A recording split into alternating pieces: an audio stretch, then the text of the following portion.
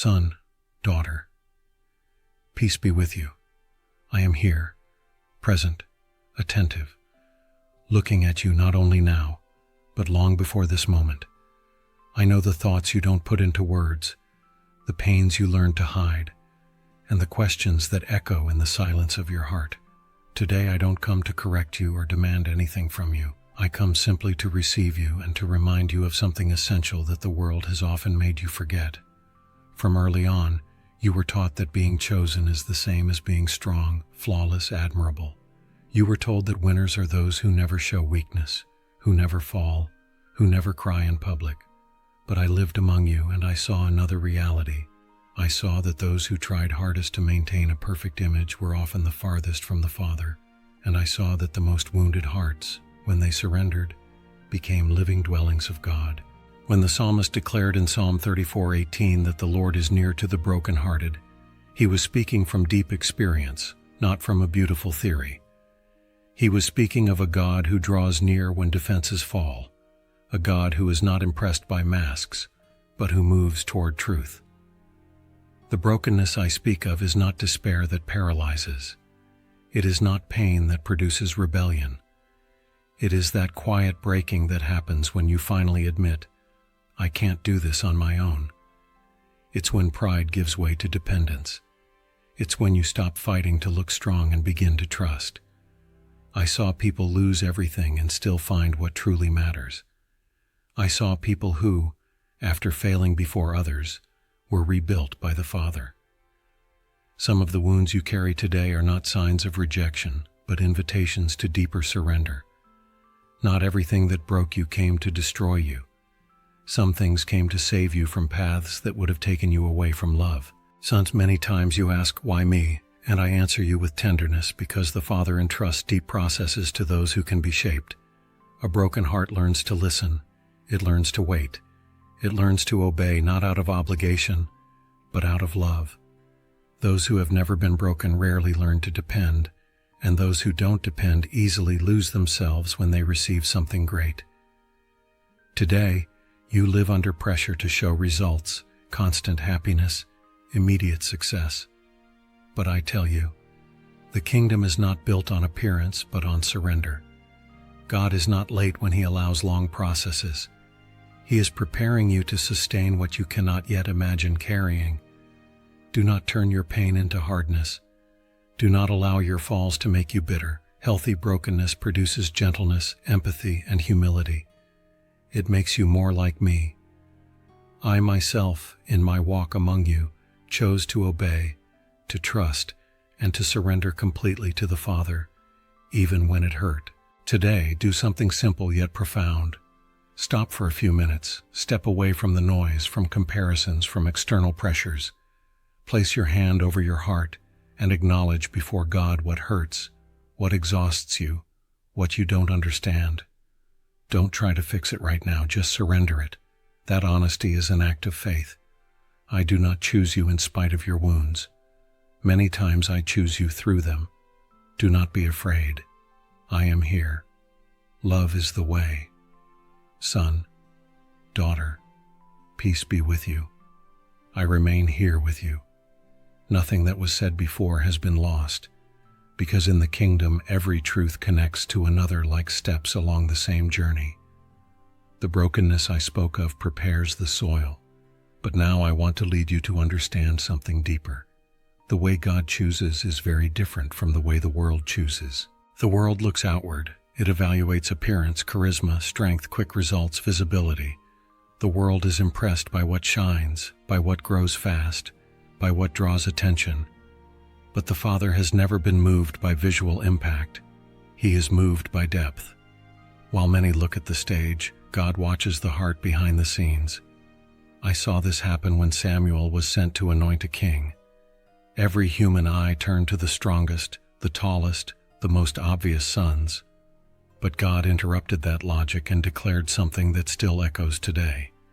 In 1 Samuel 16:7, the Lord said, "Man looks at the outward appearance, but the Lord looks at the heart." Son, this sentence is not just an ancient teaching. It is a mirror, It reveals how God continues to act right now in this very season of your life. God does not choose the most seen, He chooses the most prepared. And preparation often doesn't go hand in hand with hurry. Preparation happens in silence, in consistency, in obedience when no one notices. It happens when you remain faithful without recognition, when you do what is right without return, when you guard your heart while the world only guards its image. Perhaps you have felt the pain of not being chosen by people. You've seen others move forward while you seemed stuck. You've asked why opportunities don't come, why doors take so long to open. I tell you in love, not every wait is a delay. Many times, it is care. The Father does not place weight on someone who has not yet been strengthened on the inside. He does not rush processes that, if skipped, could wound you later. Son, God's preparation is not meant to limit you, but to sustain you. He works in areas you may not even notice: character, humility, patience, discernment, love for others. These things don't bring immediate applause, but they bring stability. And those who are stable don't lose themselves when they receive something great. Today, many are exhausted trying to prove their worth, trying to show they are enough. But in the kingdom, worth is not proven. It is revealed over time. God does not ask how much you impress, but how faithfully you remain. He watches how you respond when you are ignored, how you speak when you are tired, how you treat those who have nothing to offer you. Do something simple today. Instead of comparing your journey to others, look inward. Ask the Father, what still needs to be formed in me? Allow Him to adjust motivations, heal intentions, align desires. This is true preparation. This is growth that doesn't show, but sustains. Sons, if these words echo in your heart and you love God, write in the comments just one simple word: Amen. Not as a ritual, but as a sign of inner agreement. As one who says, I trust the path God is shaping in me. Do not fear the time of preparation. It is proof of love. I am here. Love is the way. Son, daughter, peace be with you. Remain with me a little longer. Sit again, because what I am about to tell you touches a sensitive place in the human heart: the desire to be accepted. I know that desire. I saw it in many eyes as I walked among you. I saw people adjust their behavior so they wouldn't lose applause. I saw others silence the truth so they wouldn't face rejection. And I also saw those few who chose to obey, even when it pushed them to the margins. The world teaches that popularity is a sign of approval, that being followed, liked, and recognized proves your worth. But I tell you gently, popularity is unstable. It shifts with the wind. Today it praises. Tomorrow it abandons. I myself was followed by crowds, and shortly after many walked away when my words became hard to hear. Obedience, however, remains. It does not depend on applause. It is born from a heart aligned with God. In Acts 5:29, my disciples said something that came at a great cost. We must obey God rather than men. They didn't say this in a safe place, but under pressure, risk, and possible loss. True obedience almost always has a price. Son, obeying is not always comfortable. Often it is lonely. Sometimes no one understands. Sometimes you yourself wonder if it's worth it. But obedience builds something invisible and powerful within you: integrity. It aligns who you are in secret with who you appear to be in public. I saw people obey in small decisions, far from the eyes of others. I saw quiet choices no one celebrated, but which were seen by the Father. It is in those decisions that the heart is tested, not when everyone is watching, but when no one is. Today, many feel divided between pleasing God and pleasing people. They want to walk the narrow path without letting go of approval. But I tell you in love, you cannot serve two masters without losing yourself on the inside. Obedience may cost you momentary applause, but it preserves you whole.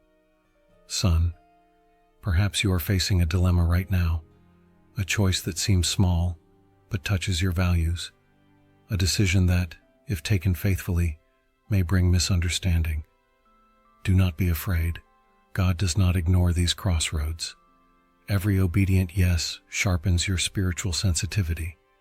Every firm no to what pulls you away from love builds maturity. Do something practical today. Before making a decision, quietly ask, does this draw me closer to God or farther from Him? Don't seek only the most accepted path, but the most aligned one. Even if it hurts a little, the peace that follows confirms the right way. I do not call you to be popular. I call you to be true. I am here. Love is the way. Son, daughter, peace be with you. Remain with me. Feel the slow pace of this walk, because what I am about to tell you requires inner silence. Many hear the voice of God at some point in life. Few remain when that voice begins to lead them down narrow, lengthy, and sometimes uncomfortable paths. I saw this happen countless times while I walked among you. I saw people draw near full of enthusiasm, touched by the words, moved by the signs. They heard the call. They felt something burn in their chest. But when the path began to require surrender, consistency, and obedience without immediate reward, many quietly drifted away. I said something that remains true in Matthew 22:14. For many are called, but few are chosen. Son, this does not mean favoritism. It means perseverance. The call is an invitation. Being chosen is a construction. It happens over time, in daily faithfulness, in the decision to continue even when it's uncomfortable. To be called is to hear. To be chosen is to remain. To be called is to begin. To be chosen is to not give up when the process tightens. The world celebrates quick starts. God honors consistency. There are moments when obedience brings no applause, no visible growth, no feeling of progress. In those moments, the heart is tested, not to fail, but to be strengthened. Son, many confuse discomfort with error. They think that because it got hard, God stepped away. But often it is exactly the opposite. The process tightens because something is being formed. The Father works deeply when you feel nothing extraordinary, when everything seems ordinary, repetitive, silent. I saw disciples question, grow tired, consider turning back. I saw eyes full of doubt and divided hearts, and I never rejected them for it. I simply asked, do you also want to leave? Because remaining is always a choice. God never forces. He invites. He waits. He forms. Today, many want the results of being chosen without walking through the cost of remaining. They want authority without process, maturity without discipline, fruit without deep roots. But the kingdom doesn't work that way. What doesn't grow roots cannot sustain fruit. Son, perhaps you are at a point in the journey where everything feels heavy, where obeying has become exhausting, where you wonder if it's worth continuing. I tell you tenderly, this weariness doesn't mean you chose the wrong path. It may mean you are crossing a season of maturity. Do something simple today. Instead of asking for the process to end, ask for strength to remain. Instead of asking, when will this be over? Ask, what am I learning here? Perseverance turns weakness into structure. It creates depth where there was once haste. And now, son, I want to hear from you as well. Say in the comments, in which area of your life has remaining been the hardest? Not for exposure, but as an act of honesty before God and yourself. Sometimes naming the struggle already weakens the weight it carries. I do not step away when you grow tired. I walk with you as you remain. Do not be afraid. I am here.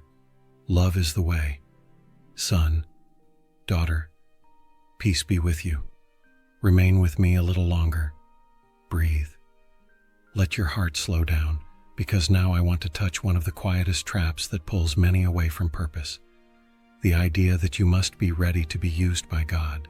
I know that thought. It dresses itself as prudence, but often it is born of fear. I don't know enough yet. I'm not strong enough yet. When I'm more prepared, then I'll go. How many times have you said this silently? How many times have you delayed important steps because you felt too small? But I tell you in love, God has never waited for overqualification. He has always looked for availability. Remember what happened with Isaiah. When he heard the Lord ask who would go, he didn't present a resume, didn't list abilities, didn't ask for guarantees. He simply answered in Isaiah 6:8, "Here I am, send me." Son. That phrase carries something powerful. Isaiah didn't say, "I know everything, but I am here." Availability is saying, even afraid, I will go. It is saying, even without full control, I trust. It is allowing God to work while you walk, not only after you feel secure. Many want to feel confident before they obey, but in the kingdom, confidence comes after the step, not before. Dependence makes room for God's power to act. When you recognize your insufficiency, you create space for the Father to be sufficient in you. I saw this happen again and again. I saw simple fishermen become instruments of transformation. I saw ordinary people do extraordinary things because they were willing, not because they were the best, but because they were present, attentive, obedient. Son, excessive self-criticism can become disguised disobedience. When you diminish yourself too much, you forget that the one who calls is God, not you. The weight does not rest on your ability, but on His faithfulness. He does not ask for perfection, He asks for surrender. Perhaps you are waiting to feel courageous before acting, but courage doesn't fall from the sky fully formed. It is born when you take the first step, even while trembling. God does not anoint perfect plans. He anoints available hearts. Today, many are paralyzed by fear of making mistakes, of failing, of not measuring up. But I tell you, failing while trying to obey teaches more than never leaving your place. Availability allows adjustments along the way. Stagnation does not. Do something simple today. Identify one area where you have postponed an action because you feel unprepared. It doesn't have to be big. It could be asking for forgiveness, having an honest conversation, serving someone, making an ethical decision. Take that small step, not because you feel ready, but because you trust God. Son, when you say, "Here I am," even in a quiet voice, heaven hears. And the Father does not waste available hearts. He walks with you, teaches you along the way, strengthens you in the process. Do not wait to feel great in order to obey. Obedience will make you grow. I am here. Love is the way. Son, daughter, peace be with you. I'm still here, closer than you imagine. And even before you put it into words, I can sense what's stirring inside you. There's a kind of restlessness that doesn't come from fear, guilt, or confusion. It's a gentle, persistent restlessness, one that doesn't scream but also won't be silenced. I want you to know this. Not every discomfort is something to fight. Some discomforts are invitations. Many people think God only speaks when everything is clear, organized, and calm. But I have seen another reality. I have seen the Father move when the heart stops being satisfied with what's shallow, when something that used to feel like enough no longer fills you, when certain conversations, habits, choices, or environments start to carry an inner weight you can't quite explain. That discomfort wasn't born to accuse you. It was born to align you. Son, the world taught you to chase only what brings immediate pleasure, quick relief, constant distraction. But God doesn't work with spiritual anesthesia. He works with truth. And when truth arrives, it often brings a holy discomfort, not to harm you, but to wake you up. I have seen people become restless right before deep change. I have seen hearts stirred before decisions that reshaped destinies. I have seen people try to silence that restlessness with noise, staying busy, drowning in screens, working without pause, filling the air with empty conversations. But what comes from God doesn't quiet down easily, because it wasn't sent to distract you. It was sent to lead you. In Philippians 2:13, something very deep is written, "For it is God who works in you to will and to act according to His good purpose." Son, do you notice the order? First, God works the willing. He shifts your desires, your intentions, the leanings of your heart. Only then does the doing become visible. That restlessness is often that willing being adjusted. When something inside you starts to say, "This doesn't fit me anymore," don't ignore it.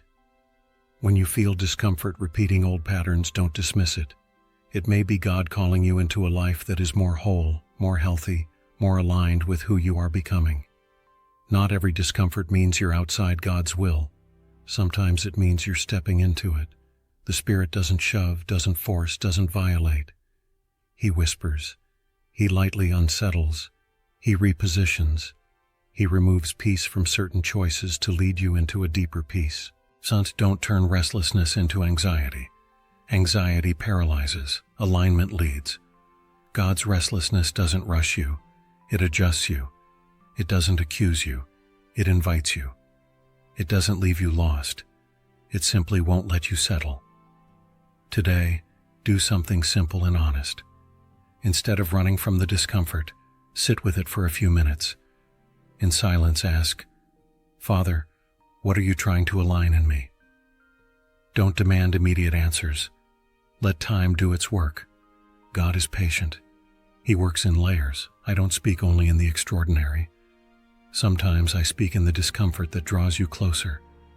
Don't be afraid. I am here. Love is the way. Son, daughter, peace be with you.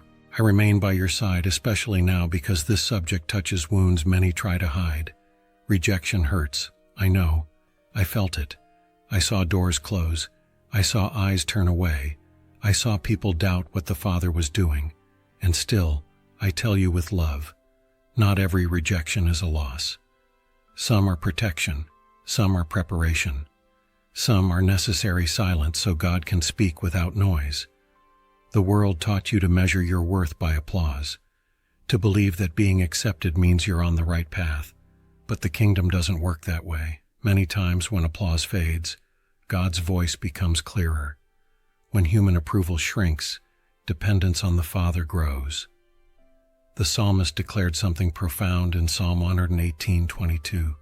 The stone the builders rejected has become the cornerstone. Son, that isn't distant poetry. It's a kingdom pattern. What was discarded, ignored, or underestimated by people can become essential in God's hands. I have seen people rejected because they didn't fit in, because they wouldn't follow the crowd, because they refused to be shaped by other people's expectations. And I have seen the Father use that rejection to purify motives, to break dependence on approval, to protect hearts from getting lost trying to please everyone. Rejection hurts because it touches the human desire to belong. But when you bring it to God, it can produce something precious, a steady identity. Whoever learns to stand without applause discovers who they truly are before the Father. They learn to obey without needing constant validation. Son, maybe you were rejected in a relationship, in an environment, in an opportunity. Maybe you gave your best, and still you weren't chosen. Don't turn that pain into bitterness. Rejection doesn't define your value. It only reveals that place couldn't sustain who you are becoming. Some rejections save you from staying where you would have had to shrink yourself. Some rejections pull you away from loud spaces so God can tend your heart in silence. Some rejections keep you from building your identity on unstable applause. Today, many people reshape themselves just to avoid rejection. They adjust convictions, silence truth, negotiate values. But I tell you gently, when you shape yourself too much just to fit, you risk losing yourself. God didn't call you to be accepted at any cost. He called you to be faithful. Do something simple today. If there's a rejection that still aches, bring it to the Father without a mask. Say, "This hurt me." Don't hide it. God doesn't waste surrendered pain. He turns rejection into maturity, silence into discernment, loss into direction. I don't pull away when people reject you. I draw closer. Don't be afraid. I am here. Love is the way. Son, daughter, peace be with you. Stay with me a little longer, because now we're stepping into a deep place of the heart, a place where many get lost without realizing it. I want to talk with you about what happens after pain. Because pain itself doesn't define anyone. What defines you is what you allow pain to build inside you. I saw every kind of pain as I walked among you. I saw injustices that were never made right. I saw careless words that marked entire lives. I saw broken promises, silent abandonment, betrayals no one explained. And I saw something clearly. Pain always offers two roads. One feels easier at first, but grows heavier over time. The other requires surrender, but it sets you free. The first road is bitterness. It grows when pain has nowhere to rest. When the heart holds resentment as a form of protection, bitterness hardens. It builds walls where bridges should be. It makes you react before you even listen. A bitter heart lives in constant defense. The second road is true brokenness. It doesn't deny pain, minimize it, or dress it up in fake spirituality. It simply places the wound in the Father's hands. And when that happens, something deep begins to change. Pain stops being poison and becomes wisdom. The heart doesn't close, it matures. Son, healthy brokenness doesn't produce people who are too fragile or too harsh. It produces people who are secure, people who know what hurts, but won't let pain dictate their reactions. People who learn to look at others with greater mercy because they understand the weight of their own wounds. The apostle taught something essential in Ephesians 4:31-32, that all bitterness, rage, anger, and resentment must be removed, and in their place kindness, compassion, and forgiveness should grow. Son, this isn't a cold command. It's a healing path. God doesn't ask you to forgive to reward the one who hurt you, but to free the one who was hurt, you. Forgiveness doesn't say the pain was small. It says the pain won't have the final word. I know there are wounds you still carry in silence. Some were never acknowledged. Some never received an apology. And you might think that if you let it go, you're being unfair to yourself. But I tell you with love, holding resentment doesn't protect you. It imprisons you. It keeps you tied to the past, even when the past can't be changed anymore. Son, when pain isn't surrendered to God, it often leaks out sideways, through irritation, impatience, distrust, a harsh tone, a cold way of loving. Many people aren't cruel, they're simply wounded. But God doesn't want you to live that way. He didn't call you to survive by hardening. He called you to live healed. Brokenness turns pain into compassion. You begin to see that others struggle too, fail too, carry stories you don't know. That doesn't excuse wrongdoing, but it widens your view. Compassion doesn't make you weak. It makes you free. Today, many people say, I'm like this because of what they did to me. But I tell you tenderly, what happened to you explains your pain, but it doesn't have to define who you become. God doesn't waste surrendered suffering. He turns tears into sensitivity, scars into discernment, losses into depth. Do something simple today, but deep. Watch your reactions. When someone fails you, do you respond with instant harshness, or do you leave room for dialogue? If you notice rigidity, don't condemn yourself. Just recognize it. Bring it to the Father. Say, it still hurts here. That honesty is already the beginning of healing. Son, the world already has enough hardened people. God forms people who are firm and gentle at the same time. People who learned from pain but didn't become prisoners of it. Don't let the wound decide your future. I am here to transform, not to harden you. Don't be afraid. Love is the way. Son, daughter, peace be with you. I remain here with you, guiding your steps gently, because now I want to lead you into a place almost no one applauds, but where the Father works deeply and quietly. The secret place. Not the secrecy of fear, but the secrecy of faithfulness. The life you live when no one is watching, when there's no audience, when there's zero human recognition. The world teaches you to perform, to prove yourself, to show results. It says if you don't show up, you'll be forgotten. If you don't promote yourself, you'll fall behind. But God's kingdom runs on a different logic. God doesn't build solid destinies on showmanship.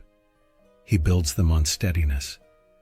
He doesn't entrust lasting authority to someone who lives for appearances, but to someone who remains faithful when no one sees. I have seen this again and again. I have seen people crave big spiritual responsibilities while despising small tasks. I have seen others dream of recognition while neglecting their character. And I have also seen quiet, steady, simple hearts being prepared to carry far more than they ever imagined. In Luke 16:10 it is written, "Whoever is faithful with very little will also be faithful with much." Son, this isn't just good advice. It's a deep spiritual principle. Faithfulness in small things reveals inner maturity, and without maturity, any growth becomes dangerous. Showmanship chases applause. Faithfulness chases alignment with God. Showmanship needs to be seen to feel worthy. Faithfulness knows who it is, even in silence. God watches what you do when you don't need to impress anyone. He watches whether you keep integrity when shortcuts would benefit you. He watches how you speak when you're tired, how you act when no one will ever know, how you treat people who can't give you anything back. Son, maybe you're living in a season of invisibility. Maybe you've been steady, honest, ethical, loving, and still not recognized. I tell you tenderly, the Father sees, and what He sees in secret is forming something applause can never build. Faithfulness grows deep roots, and deep roots don't show, but they hold up trees that withstand time, criticism, and storms. A life built on appearances may rise fast, but it falls easily. A life built on faithfulness grows slowly, but it stays whole. Today many want platforms but run from process. They want authority without discipline, fruit without roots, recognition without maturity. But God loves you too much to promote you before preparing you. The secret place isn't delay, it's care. Do something simple today. Review your faithfulness in the small things, being on time, keeping your word, making ethical choices, caring for others, staying consistent in what you already know is right, not as a burden, but as alignment. These small choices build real authority inside you. Son, if these words have been speaking to you, if you feel this path has helped you grow on the inside and walk with more clarity, stay with me. Follow the next episodes. Keep walking this journey of listening, alignment, and maturity. Faithfulness is also choosing to continue. I'm not impressed by what you show. I delight in who you are in the secret place. I am here. Love is the way. Son, daughter, peace be with you. We've come to this point in the journey, and I'm still here as I've been since the beginning. Nothing was said to pressure you. Everything was said to align you. Now I want to speak to you about something decisive. Obedience. Not rushed obedience, not obedience driven by fear, but the kind that is born from love and expressed through wholehearted action. Many hear God's voice. Many even agree with it, but not all obey. Some obey only halfway. Some delay their yes until it feels comfortable. Some reshape obedience so it doesn't cost as much. But I tell you tenderly, partial obedience weakens direction. It blurs the road, tangles discernment, and steals peace. When you know what is right and you delay it, something inside you shifts out of alignment. Not because God pulls away, but because your heart begins negotiating with your own conscience. Every delay makes the voice feel farther, not because God speaks less, but because the heart gets used to not responding. The apostle wrote in James 1:22, "Do not merely listen to the word, do what it says." Son, do you feel the weight of that? Hearing without doing creates a quiet self-deception. A person believes they're moving, but they remain stuck. And over time, that exhausts, frustrates, and confuses. Wholehearted obedience isn't born from perfection. It's born from decision. Every hard yes sharpens your discernment. Every obedient step builds spiritual authority long before public recognition ever comes. Authority in the kingdom doesn't come from a title, visibility, or polished words. It comes from the consistency between what you hear and how you live. When you obey, even while trembling, something settles inside you. Faith stops being an idea and becomes practice. And that creates inner stability. Thus, maybe you already know exactly what needs to shift.